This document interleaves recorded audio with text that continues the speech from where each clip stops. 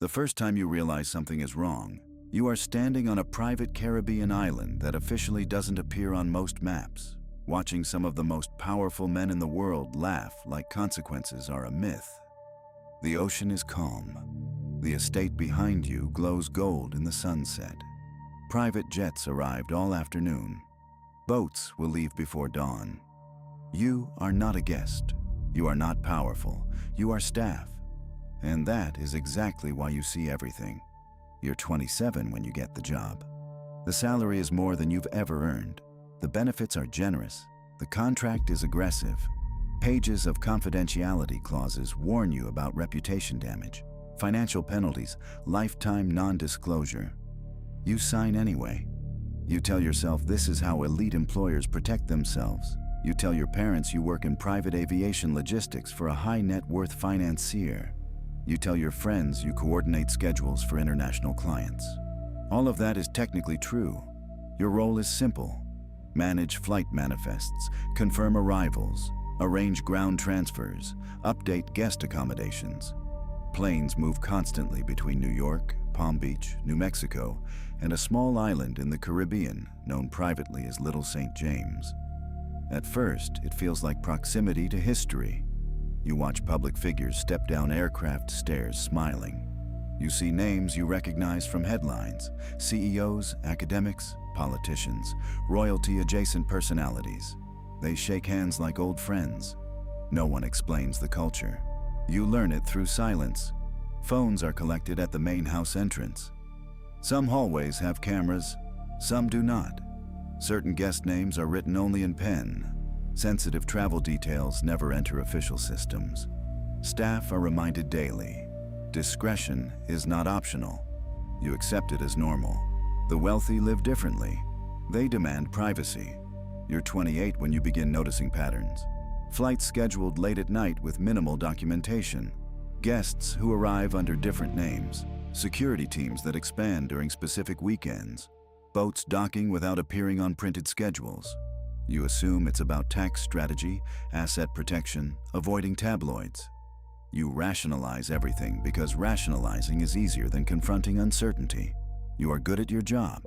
You anticipate requests before they are spoken. You know which guest prefers which villa. You know who demands separate staff. You know who refuses photographs entirely. You tell yourself you're just managing logistics. You're 29 when the first real discomfort sets in. A colleague who handled island coordination vanishes from the roster overnight. No resignation email, no farewell gathering. By morning, their access badge no longer works. Their email account is wiped clean. When you ask quietly, a senior administrator gives you a quiet answer, not aligned with long-term objectives. You don't press further. Instead, you observe more closely. The island atmosphere shifts after dark. Conversations lower in volume when staff enter rooms. Certain guests become cautious around open spaces. Others seem overly relaxed, as if insulated from any possible scrutiny. You begin to sense that wealth at this level does more than purchase luxury. It purchases insulation from normal accountability. You are 30 when an old legal case resurfaces in the media. Past allegations, financial settlements, photographs from years ago. The headlines circulate for days before fading into the background noise of global scandals. Inside the office, the response is calm. Lawyers draft statements. Public relations advisors craft careful language. You overhear someone say, "Old news, already handled." Flights continue. Invitations continue. The island calendar remains full. But something shifts inside you. When you print flight manifests, you hesitate. When you archive guest lists, you copy small details into a private notebook at home. Dates, routing anomalies, sudden schedule changes labeled private. You don't know what you're preparing for. Maybe nothing. Maybe insurance. Maybe your own conscience trying to stay alive. You are 31 when federal agents appear outside the Manhattan townhouse. News vans block the street. Cameras capture every angle. Reporters shout questions about influence, about past settlements, about the island. Inside, the atmosphere is strangely controlled. Attorneys arrive almost instantly. Senior staff are gathered into a room and reminded of contractual obligations. You are instructed to delete certain communications and confirm compliance in writing. You sit in front of your screen. Your cursor hovers over the delete key. In that moment, you understand something clearly. You were never just staff. You were infrastructure. You helped planes move. You helped schedules function. You helped maintain the illusion of seamless respectability. You were not the architect. You were not the decision maker. But the machine does not operate without gears. And you were a gear. The arrest becomes international news. Aerial images of the island flood television broadcasts. Commentators speculate about who knew what. Former guests issue statements. Some claim limited association. Some deny knowledge entirely. Internally, conversations revolve around damage containment, reputation preservation, legal strategy. You are offered incentives to remain loyal, retention bonuses, assurances that this will pass. You are told chaos rewards no one. You go home and review the small records you've kept. Nothing explosive, nothing cinematic, just patterns. But patterns reveal structure. You imagine walking into a newsroom with copies. You imagine testifying before investigators. You imagine powerful people uniting against you. You imagine your career ending instantly. You are 32 when he dies in federal custody. The news detonates globally. Conspiracy theories multiply within hours. Some insist justice was interrupted. Others argue the system protected itself.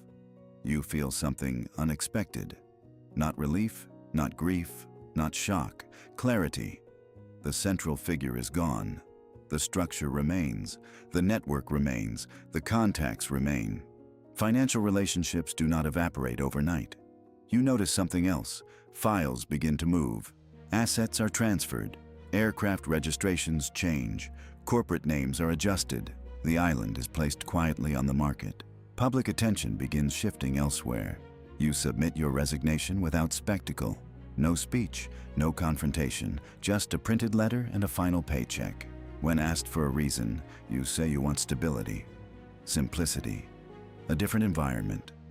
Years pass. Documentaries are released. Podcasts dissect timelines. Journalists analyze flight logs. The island becomes a symbol. People debate how many knew, how long it was tolerated, why accountability seemed delayed. You watch quietly. You already know one uncomfortable truth. Most people inside the system saw fragments, rarely the whole picture. But fragments are enough to sense direction. The real power was not in secrecy alone. It was in normalization, when extraordinary behavior becomes routine, when luxury disguises imbalance, when employment depends on silence. You were not a monster. You were not a hero. You were a witness who understood too late that neutrality still feeds momentum. You tell yourself you were protecting your livelihood, your family, your future, and maybe that's true. But you also know this. Systems built on influence rarely collapse from one arrest. They adapt, they rebrand, they redistribute risk. The island may change owners, the planes may change registration numbers, the offices may change signage. But networks of power rarely dissolve completely. They evolve. That was your life as a staff member who saw too much. Not dramatic enough to be legendary, not innocent enough to be clean. Just close enough to understand how silence sustains influence. Power does not always hide. Sometimes it simply expects you not to look too closely. If you want to understand the lives that operate just behind public headlines, stay with me. Subscribe.